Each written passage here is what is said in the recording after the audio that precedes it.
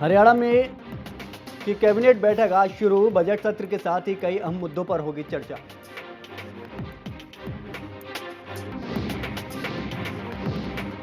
प्रदेश के 6 जिलों में बीजेपी किसान मोर्चा का रेल रोको आंदोलन। करनाल में प्रदेश अध्यक्ष रामविलास शर्मा करेंगे आंदोलन की अगुवाई।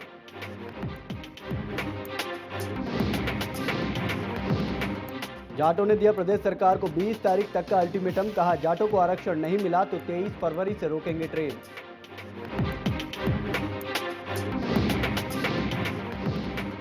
जेवीटी मामले में दोषी अजय चौटाला की अंतरिम जमानत अवधि आज खत्म। दिल्ली हाईकोर्ट में होगी अजय पर सुनवाई।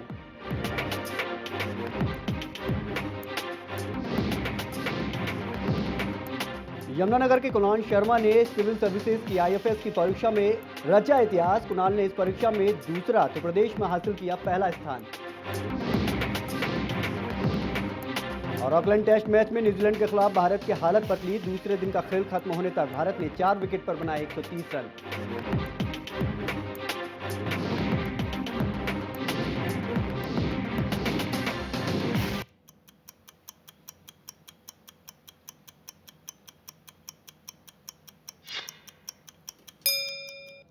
नमस्कार, 1 बजे स्पेशल में आपका स्वागत है। मैं हूं आपके साथ विनय चौधरी। सबसे पहले बात करते हैं कैबिनेट की बैठक की।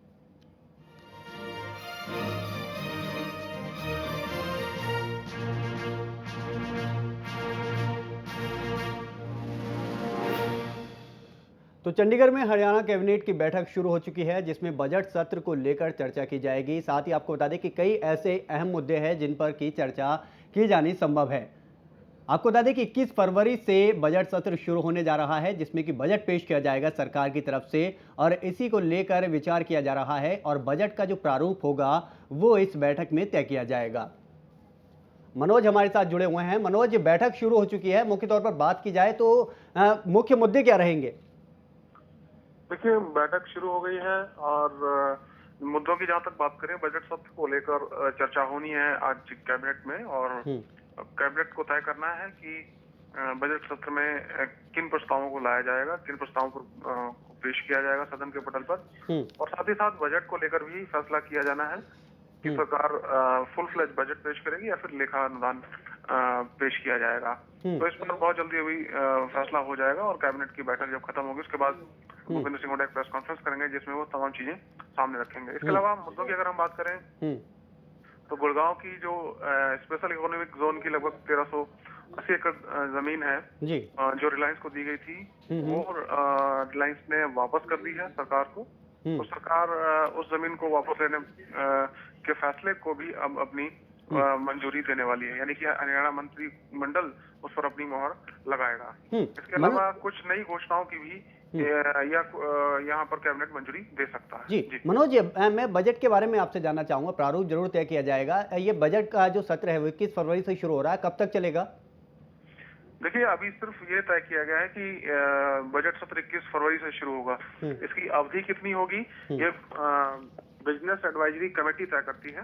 इसका फैसला बिजनेस एडवाइजरी कमेटी ही तय करेगी और कुछ दिन पहले ही क्लियर होता है कि बजट सत्र कितने दिन का होगा। हालांकि कुछ संभावना है कि कैबिनेट में भी इस पर चर्चा हो सकती है, लेकिन ये जो बिल होते हैं, प्रस्ताव होते हैं, उनके आधार पर विधानसभा की अवधि तय होती है और जो बिजनेस एडवाइजरी तय करती है। मनोज, अगर बात की जाए, जिस तरह से आपने भी बताया था कि आखिरी बजट सत्र होगा इस बार की अगर बात की जाए सरकार के लिए, तो क्या लगता है कि पिछली बार से तुलना की जाए इस बार जिस तरह के चुनाव भी सर पर हैं, ऐसे में कुछ ज्यादा अच्छा देखने को मिल सकता है प्रदेश सरकार की तरफ से? देखिए, बिल्कुल चुनावी साल है, 2 चुनाव है हरियाणा में, तो सरकार ने पहले ही अपना पिटारा खोला हुआ है जनता के लिए। तो कुछ और घोषणाएं यहाँ पर हमको देखने को मिल सकती हैं, कुछ नई योजनाएं सरकार शुरू कर सकती है। हालांकि लोकसभा चुनाव का कार्यक्रम घोषित होने वाला है, इसलिए कभी भी आचार संहिता लग सकती है। इसलिए जो भी घोषणा करनी है सरकार आज कर सकती है या विधानसभा के सत्र में कर सकती है। जी मनोज, अगर बात की जाए बजट के बारे में, मैंने आपसे पहले भी बात की, जो प्रारूप अब तय किया जाएगा, कौन से ऐसे विकल्प होंगे जिन पर की मुख्य तौर पर चर्चा की जाएगी? देखिए, बजट सत्र शुरू होना है और बजट को लेकर सबसे ज्यादा चर्चा होनी है कि बजट पूरा पूर्ण रूप से बजट पेश किया जाए या फिर उसको लेखानुदान पेश कर दिया जाए, ताकि सरकार, क्योंकि सरकार के पास पूरा 1 साल नहीं है अभी। हरियाणा सरकार के पास हालांकि एक सत्र और है, मानसून सत्र सरकार में है, लेकिन पूरा साल सरकार के पास नहीं है। तो इसलिए कोशिश ये भी हो सकती है सरकार की कि जितने महीने की सरकार बची है उतने महीनों का सरकारी खर्च को निपटाने के लिए लेखानुदान पेश कर दिया जाए, ताकि सरकार जो योजनाएं हैं उनको सुचारू रूप से चला सके। लेकिन अगर फुल फ्लैज बजट भी पेश करने की उम्मीदें बनी हुई हैं, हो सकता है सरकार फुल फ्लैज बजट भी पेश कर दे। जी मनोज, ये बैठक जो है कितने बजे तक चलेगी और कितने बजे तक ये तस्वीर जो है पूरी तरह से साफ हो जाएगी? देखिए, बैठक शुरू हो गई है, बैठक कब तक चलेगी ये कह पाना बड़ा मुश्किल है, लेकिन 2:30 बजे हरियाणा के मुख्यमंत्री भूपेंद्र सिंह हुड्डा प्रेस कॉन्फ्रेंस करेंगे और जिसमें वो बताएंगे कि क्या कैबिनेट ने फैसले लिए हैं। जी, मुख्य तौर पर अगर बात की जाए, सत्र में विपक्ष लगातार हंगामा करता रहा है, प्रदेश सरकार के लिए परेशानी की सबब बनता रहा है। इस बार की अगर बात की जाए, कोई मुख्य तौर पर ऐसे कौन से मुद्दे होंगे जिन पर कि विपक्ष लगातार हावी होता हुआ दिखाई देगा? देखिए, तमाम मुद्दे हैं जिनको लेकर विपक्ष पहले से ही सड़कों पर उतरा हुआ है। चाहे वो जमीन घोटालों की बात हो, चाहे वो सीएलयू दिए जाने की बात हो, और चाहे जिस तरीके से अशोक खेमका का भी मुद्दा इसमें चला जा सकता है, विपक्ष उस पर भी निशाना साधे हुए, जिस तरीके से सरकार 2 चार्जशीट थमा चुकी है अशोक खेमका को, उसके बाद उनके खिलाफ सीबीआई की जांच की सिफारिश, हालांकि फिलहाल सरकार इसके पीछे हट रही है। तो ये भी एक अहम मुद्दा है। लेकिन हम बात करें मुद्दों की विपक्ष के लिए, तो जिस तरीके से SEZ की अवधारणा बिल्कुल फेल हुई है सरकार की, वो कामयाब नहीं हो पाई। जमीन के सीएलयू दिए जा रहे हैं धड़ल्ले से, और अपने चहेते बिल्डरों को फायदा पहुंचाने के लिए जमीन का अधिग्रहण किया जा रहा है, जिसको हाईकोर्ट भी लगातार टिप्पणियां करता रहता है। तो ये कुछ मुद्दे हैं जिनको लेकर विपक्ष सरकार को घेर सकता है। जी चलिए मनोज, बहुत बहुत धन्यवाद इस तमाम जानकारी के लिए। तो आपको बता दें कि बैठक शुरू हो चुकी है और बैठक में मुख्य तौर पर अगर बात की जाए तो बजट का प्रारूप किस तरह का होगा, इस बात पर चर्चा की जाएगी। हालांकि मुद्दे कई भी हैं और भी हैं, लेकिन बैठक की अगर बात की जाए तो जल्द ही ये तस्वीर साफ हो जाएगी कि बजट को लेकर कौन सा विकल्प अपनाती है, किस तरह का प्रारूप होगा। हालांकि 21 फरवरी से बजट सत्र शुरू होना है। अभी तक ये आपको बता दें कि ये तय नहीं हुआ है कि कितनी अवधि का होगा ये बजट सत्र, लेकिन इससे पहले विपक्षी दलों की बात करें तो वो पूरी तरह से तैयार दिख रहे हैं सरकार को घेरने के लिए।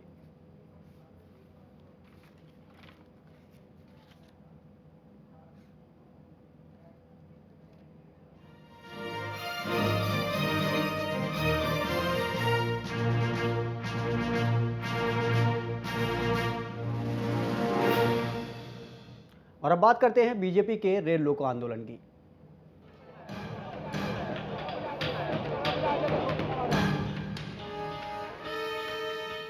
तो बीजेपी किसान मोर्चा का रेल रोको आंदोलन प्रदेश के 7 जिलों में चल रहा है। ये जिले अंबाला, करनाल, भिवानी, रेवाड़ी, जींद, फरीदाबाद और सोनीपत हैं। ये आंदोलन किसानों की समस्या को लेकर है। इस आंदोलन की अगुवाई प्रदेश अध्यक्ष रामविलास शर्मा कर रहे हैं। तो आपको बता दें कि 6 जिलों में आंदोलन की शुरुआत की जा चुकी है। प्रदेश अध्यक्ष रामविलास शर्मा की अगर बात करें तो उन्होंने करनाल से इस आंदोलन की अगुवाई की और वहां से शुरुआत की। ये 4 तस्वीरें आप देख सकते हैं, जींद, रेवाड़ी और आपको बता दें करनाल और साथ ही बल्लभगढ़। ये 4 तस्वीरें जहां पर कि आप देख सकते हैं कि आंदोलन का जो असर है वो देखने को भी मिल रहा है।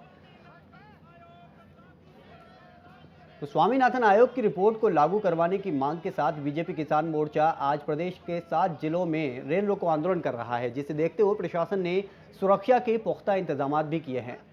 ये आप तस्वीरें देख सकते हैं अलग अलग हिस्सों की। प्रदेश के पहली तस्वीर जींद के रेलवे स्टेशन की है, जहां रेल रोको आंदोलन का खासा असर दिखाई दे रहा है। बीजेपी किसान मोर्चा के कार्यकर्ताओं ने पुलिस की मौजूदगी में पहले प्लेटफॉर्म पर नारेबाजी की और प्रदर्शन किया, फिर ट्रेन रोककर अपना रोष भी जाहिर किया। वहीं बल्लभगढ़, रेवाड़ी और करनाल में एहतियात के तौर पर प्रशासन ने रेलवे स्टेशन पर धारा 144 लागू कर दी है और भारी पुलिस बल के साथ दमकल की गाड़ियां भी मौके पर तैनात कर दी गई हैं। उधर सुरक्षा के लिहाज से करनाल में 8 रिजर्व पुलिस फोर्स तैनात की गई हैं ताकि जनता को किसी तरह की परेशानी ना हो। तो ये 4 तस्वीरें और ये बयां कर रही हैं कि किस तरह से जो रेल रोको आंदोलन किया जा रहा है बीजेपी की तरफ से, उसका असर देखने को मिल रहा है।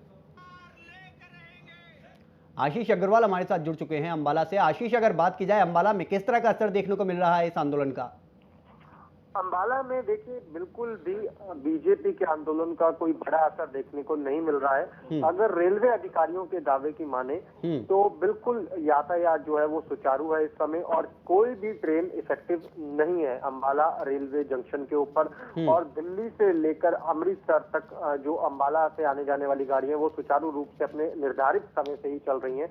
हाँ, जो अंबाला मेरठ एक पैसेंजर ट्रेन रद्द थी, 1 नंबर प्लेटफॉर्म पर खड़ी थी, उसके आगे बीजेपी के नेताओं ने जरूर कुछ देर खड़े होकर अपनी जो तस्वीरें हैं वो खिंचवाई और उसके बाद अपने आंदोलन को समाप्त कर कर वो चले गए। लेकिन किसी भी तरह से कोई खास जो असर है वो अंबाला में देखने को नहीं मिल रहा है। जी आशीष, आपने बताया कि असर कुछ खास देखने को नहीं मिल रहा अंबाला में, लेकिन फिर भी सुरक्षा के लिहाज से अगर बात किया जाए तो इंतजाम जरूर किए गए होंगे। बिल्कुल, देखिए सुरक्षा के लिहाज से भारी पुलिस फोर्स अंबाला जंक्शन के ऊपर तैनात किया गया था। इसके साथ साथ जो धारा 144 है वो कल देर शाम ही लागू कर दी गई थी। लेकिन बीजेपी कार्यकर्ताओं ने अपना जो आंदोलन है वो शांतिपूर्वक तरीके से संपन्न करने की बात कही, इसलिए उन्हें धारा 144 में छूट दी गई और बीजेपी के कुछ चुनिंदा नेता जो है वो प्लेटफॉर्म तक पहुंचे और प्लेटफॉर्म पर उन्होंने एक रद्द ट्रेन के आगे ही खड़े होकर अपनी तस्वीरें खिंचवाई। उसके बाद वो वहां से अपना आंदोलन समाप्त कर कर चले गए।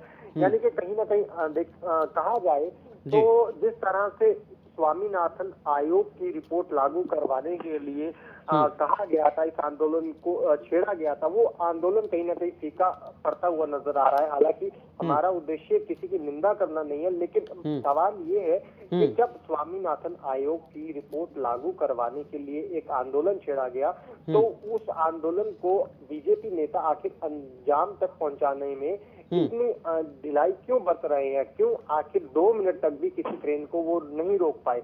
या सिर्फ तस्वीरें खिंचवाना ही या मीडिया के सामने हाईलाइट होना ही सिर्फ उनका उद्देश्य था? चलिए आशीष, बहुत बहुत धन्यवाद, आप हमारे साथ जुड़े। तो आपको बता दें कि अंबाला की खास तौर पर बात करें, जिस तरह से हमारे संवाददाता बता रहे थे कि कुछ ज़्यादा असर देखने को नहीं मिल रहा, जो आंदोलन है उसका जो असर है बिल्कुल फीका पड़ता हुआ दिखाई दे रहा है। अंबाला में हालांकि एहतियात के तौर पर सुरक्षा के इंतजाम जरूर किए गए हैं। करनाल सीधा रुख करते हैं, क्योंकि करनाल बहुत ही ज़्यादा अहम रखते हैं इस आंदोलन के लिए, क्योंकि वहाँ पर रामविलास शर्मा ने खुद अगुवाई की है। हिमांशु नारंग हमारे साथ जुड़े हुए हैं। हिमांशु, अगर करनाल की बात करें तो किस तरह का असर देखने को मिल रहा है? जी बिल्कुल विनय, मैं आपको बताना चाहूंगा कि आंदोलन ये खत्म हो चुका है। रेलवे ट्रैक को खोल दिया गया है। तकरीबन आधे घंटे से 45 मिनट तक इस रेलवे ट्रैक को जाम किया गया विनय। लेकिन एक जो अलग की बात रही थी वो ये रही कि उस आधे घंटे के अंदर कोई भी ट्रेन रेलवे ट्रैक पर देखने को नहीं मिली। यानी कि रेलवे ट्रैक को हालांकि जरूर जाम किया गया था। जो कार्यकर्ता थे वो रेलवे की जो पटरी है उस पर लेट गए थे और नारेबाजी कर रहे थे। रामविलास शर्मा यहाँ पर पहुंचे थे। अगर 400 कार्यकर्ता यहाँ पर बीजेपी के थे अनमोल, तो तकरीबन 600 के आसपास पुलिस बल भी तैनात था ताकि किसी तरह की कोई घटना यहाँ पर ना हो सके। ये कार्यक्रम करनाल में इसलिए खास बन रहा था विनय, क्योंकि रामविलास शर्मा और महिपाल ढांडा इस जो पूरे आंदोलन की अगुवाई कर रहे थे। तो शांतिपूर्वक रहा आंदोलन, लेकिन रेल कोई भी उस आधे घंटे के अंदर नहीं थी। इसलिए कहीं ना कहीं कहा जा सकता है कि बीजेपी जो जिस मकसद से आई थी शायद वो उस मकसद में पूरी तरह से कामयाब नहीं हो पाई। एक बात यहाँ पर मैं आपसे पूछना चाहूँगा, 144 धारा यहाँ पर लागू की गई थी, क्या इसकी वजह से भी कहीं ना कहीं जो आंदोलन का असर है उसमें वो फीका पड़ा? नहीं, आंदोलन का असर उस वजह से नहीं फीका पड़ा क्योंकि जो लोग यहाँ पर आ रहे थे ट्रेन से उतरकर या ट्रेन में चढ़ने के लिए कहीं पर जाने के लिए जा रहे थे, तो उनसे जब उन्होंने इतनी सारी सुरक्षा बल को देखा तो मीडिया वालों से भी पूछा ये भीड़ इसलिए क्यों है, तो हमने उन्हें बताया कि आज बीजेपी की तरफ से स्वामीनाथन आयोग की रिपोर्ट को लागू करने के लिए बीजेपी रेलवे ट्रैक जाम कर रही है। तो लोगों को भी नहीं पता था कि कोई पार्टी रेलवे ट्रैक को आज जाम करने वाली है। तो कार्यकर्ता काफी पहुंचे थे, शांतिपूर्वक ये कार्यक्रम बीजेपी की ओर से रहा। लेकिन बीच में तमाम विनय, क्योंकि जब हमारी आपसे पहले बात हुई थी तो वो सवाल जो था कि रामविलास शर्मा करनाल से ही क्यों, ये सवाल हमने रामविलास शर्मा से भी पूछा तो उन्होंने कहा कि ये पार्टी तय करेगी कि मैं कहां से उम्मीदवार होऊंगा या नहीं होऊंगा। क्योंकि पार्टी चुनाव जो सीट है वो पार्टी देती है, वो पार्टी तय करती है, वो हम तय नहीं करते। तो कहीं ना कहीं एक अंदेशा लगता है विनय की रामविलास शर्मा जी। करनाल लोकसभा से चुनाव लड़ना चाहते हैं, इसलिए वो पानीपत से प्रदर्शन करते हैं। आंदोलन की शुरुआत करनाल से होती है। जी, तो ये जी। पूरा राजनीतिक समीकरण निकल कर आया आज करनाल के जो आंदोलन था वहां से। चलिए, बहुत बहुत धन्यवाद हिमांशु, आप हमारे साथ जुड़े। इस बीच फरीदाबाद से हमारे साथ प्रमोद गोयल जुड़ चुके हैं, उनसे जानते हैं कि आखिरकार किस तरह का असर देखने को मिला है इस रेल रोको आंदोलन का। अगर बात की जाए प्रमोद, यहाँ पर जो कि दो हिस्सों में हमने अभी बात की, प्रदेश के अलग अलग हिस्सों में, अंबाला की अगर बात करें या फिर करनाल की बात करें, वहाँ पर इतना ज़्यादा असर देखने को नहीं मिला। फरीदाबाद में जानना चाहेंगे कैसा असर देखने को मिला? जी हाँ, बिल्कुल। फरीदाबाद के बल्लभगढ़ अनाज मंडी में भाजपा किसान मोर्चा के बैनर तले भाजपा के ये कार्यकर्ता और सभी बड़े नेता वहाँ एकत्रित हुए और वहाँ से पैदल ही बल्लभगढ़ रेलवे स्टेशन की तरफ उन्होंने मार्च किया। हालांकि पुलिस ने बैरिकेड लगाकर भारी संख्या में पुलिस बल तैनात था, उन्हें रोकने का प्रयास किया, लेकिन वो नहीं रुके और स्टेशन पर बीच में जाके उन्होंने केरला एक्सप्रेस को रोक दिया। लगभग 5 से 7 मिनट के बीच केरला एक्सप्रेस वहाँ रुकी रही, जिसके कारण यात्रियों को काफी असुविधा का सामना करना पड़ा। और लेकिन ये कुल मिलाकर ये प्रदर्शन शांतिपूर्ण रहा, पर भाजपा रेल रोकने में कामयाब हो गई। जी, अगर फरीदाबाद की बात करें तो यहाँ पर भी सुरक्षा के किस तरह के इंतजाम किए गए, इस बारे में आपसे जानना चाहेंगे। बिल्कुल, सुरक्षा के इंतजाम स्टेशन के चारों तरफ इतनी जबरदस्त घेराबंदी पुलिस ने की हुई थी और साथ साथ उनके पैदल भी पुलिसकर्मी उनके साथ चल रहे थे प्रदर्शनकारियों के, और बैरिकेड चारों तरफ से लगाए हुए थे। कुछ झड़पें भाजपा के कार्यकर्ताओं के और पुलिस बल के बीच में, रेलवे पुलिस अलग और सिविल स्थानीय पुलिस अलग वहाँ तैनात थी। कुछ झड़पें हुई, इसके बाद वो बैरिकेड्स को हटा के रेलवे स्टेशन की तरफ बढ़ गए और दिल्ली की तरफ से आने वाली जो केरला एक्सप्रेस है उसके बीच के पटरी पर खड़े हो गए और केरला एक्सप्रेस को रोक दिया। आम लोगों की बात करें, यानी कुल मिलाकर फरीदाबाद में खासी परेशानियों का सामना करना पड़ा। जी हाँ, बस लेकिन ये था कि ये सिंबॉलिक एक इनका एक प्रश्न था कि केवल केरला एक्सप्रेस को रोकने के बाद भाजपा कार्यकर्ताओं ने किसी दूसरी ट्रेन को डिस्टर्ब नहीं किया और उसको रोकने के 5-7 मिनट बाद ही वो वहाँ से डिस्पर्स हो गए। अभी फिलहाल अगर अभी तक की बात की जाए ताजा अपडेट्स की, तो क्या ये प्रदर्शनकारी अब शांत हो गए हैं, इन्होंने अपना आंदोलन खत्म कर दिया? जी हाँ, बिल्कुल। प्रदर्शनकारियों ने अपनी जो उनका रेल रोकने का एक अभियान था, उसमें वो सफल रहे। उन्होंने कुछ देर के लिए वहाँ रेलें रोकी और उसके बाद वो प्रदर्शनकारी शांतिपूर्ण तरीके से वहाँ से चले गए। अंबाला की बात करें या फिर करनाल की बात करें, यहाँ दोनों ही जगह धारा 144 लगाई गई थी स्टेशन के आसपास के एरिया में, क्या यहाँ पर भी फरीदाबाद में? जी हाँ, फरीदाबाद में भी धारा 144 लगाई गई थी और भारी संख्या में पुलिस बल तैनात किया गया था, लेकिन भाजपा के कार्यकर्ताओं की संख्या इतनी ज्यादा थी कि पुलिस भी उनके सामने नतमस्तक नजर आई और उन्होंने खुद ही बैरिकेड उनका ये हटाने के जबरदस्ती कर रहे थे, तो खुद ही बैरिकेड हटा दिए और उनको जाने दिया गया स्टेशन के ऊपर। उन्होंने सिंबॉलिक तौर पे केरला एक्सप्रेस को रोका और उसके बाद वो वहां से चले गए। चलिए, बहुत बहुत धन्यवाद प्रमोद, आप हमारे साथ जुड़े। रेवाड़ी का रुख करते हैं। रेवाड़ी से हमारे साथ पवन जुड़े हुए हैं, हमारे संवाददाता। पवन, अगर बात करें रेवाड़ी में किस तरह का असर देखने को मिला है इस आंदोलन का? देखिए, रेवाड़ी की अगर बात करें कि एक 11 बजे का समय दिया गया था, जैसे कि बीजेपी कार्यकर्ताओं का इकट्ठा होने का रावतुलार पार्क में। वहां पे बीजेपी कार्यकर्ता करीब 150 की संख्या में वहां पे इकट्ठे हुए। उसके बाद में नाराबाजी करते हुए रेलवे स्टेशन पहुंचे और साथ ही वो रेलवे ट्रैक पर बैठे भी। लेकिन खास बात इस पूरे प्रकरण में ये रही कि जो रेवाड़ी का प्रोटेस्ट था, जो बीजेपी के नेता थे वो रेलवे इंजन पर खड़े होकर फोटो खिंचाने में आगे नजर जरूर आए और करीब 10 मिनट तक रेलवे ट्रैक पर रहे। उसके बाद वो वापसी लौट आए। जब उनसे पूछा गया कि आपने बड़ी जोर शोर से प्रसार किया था कि रेल रोको पूरे देश के साथ में हरियाणा में काफी असर रहेगा, तो एक जो बीजेपी के प्रवक्ता है उनकी ये सफाई देते हुए नजर आए कि उनका किसी आम आदमी परेशानी करने का कोई मन नहीं था। उनका सीधा सीधा चेतावनी थी सरकार को कि उन किसानों की जो मांगे है, स्वामीनाथन की जो रिपोर्ट है वो मानी जाए। रेवाड़ी की अगर बात करें, तस्वीरें हम देख रहे हैं, यहाँ पर सुरक्षा के खासे इंतजाम किए गए थे। प्रमोद, पवन, अगर बात की जाए यहाँ पे?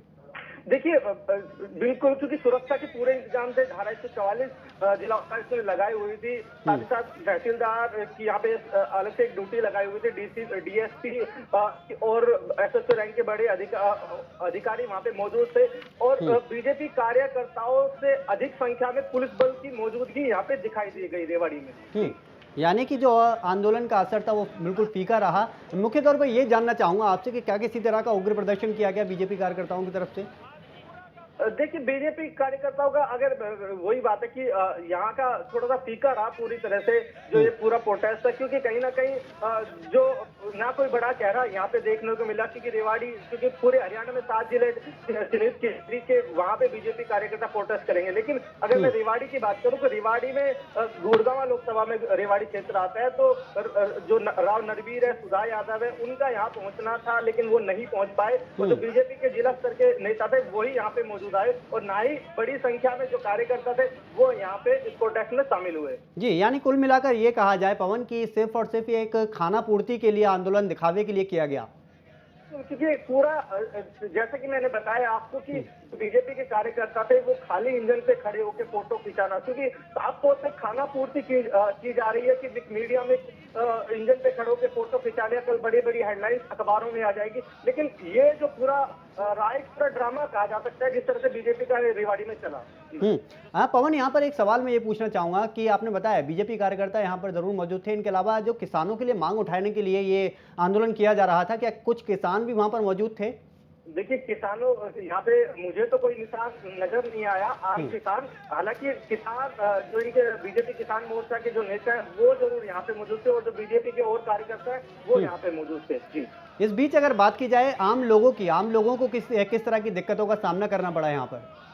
देखिए आम जैसे कि मैंने बताया कि अगर काफी समय तक ये रेलवे ट्रैक पर बैठते, अगर कोई किसी भी ट्रेन को ये बाधित करते तो आम लोगों पे फर्क पड़ सकता था। लेकिन जो ये प्रोटेस्ट रहा इससे आम आदमी को कोई फर्क नहीं पड़ा। हाँ ये जरूर रहा कि जो नाईवाली चौक है, नाईवाली चौक से रेलवे स्टेशन तक ये नारेबाजी करते हुए तो थोड़ा सा ट्रैफिक बाधित जरूर हुआ, लेकिन उसके अलावा कोई फर्क देखने को नहीं पड़ा। चलिए पवन, बहुत बहुत धन्यवाद, आप हमारे साथ जुड़े। तो आपको बता दें रेवाड़ी में भी खासा असर देखने को नहीं मिला इस आंदोलन का। हालांकि बहुत ज़्यादा अगर बात करें तो प्रदर्शन ज़रूर यहाँ पर किया जा रहा था, लेकिन वो कुछ समय के लिए था। अपनी तरफ से अगर बात करें कार्यकर्ताओं की, सिर्फ एक खाना पूर्ति करते हुए नजर आए, उसके बाद वो चलते बने। अम्बाला की बात हमने आपको बताई कि इस तरह से अम्बाला में धारा 144 जरूर लागू की गई थी, लेकिन वहाँ पर भी कुछ ज़्यादा असर देखने को नहीं मिला इस आंदोलन का। साथ ही करनाल में वो ये उम्मीद की जा रही थी कि जरूर करनाल में इस आंदोलन का असर देखने को मिलेगा, क्योंकि वहां पर रामविलास शर्मा खुद इस आंदोलन की अगुवाई कर रहे थे, लेकिन करनाल में भी खासा असर देखने को नहीं मिला। पूरी तरह से फीका रहा ये आंदोलन। साथ ही रेवाड़ी में अगर बात करें तो लोगों को इतनी परेशानी नहीं हुई। फरीदाबाद में हाँ, हालांकि थोड़ा सा लोगों को दिक्कतों का सामना जरूर करना पड़ा।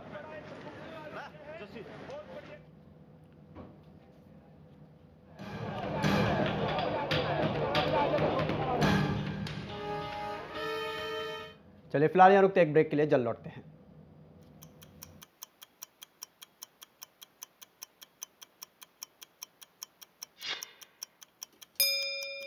एक थन में दूध का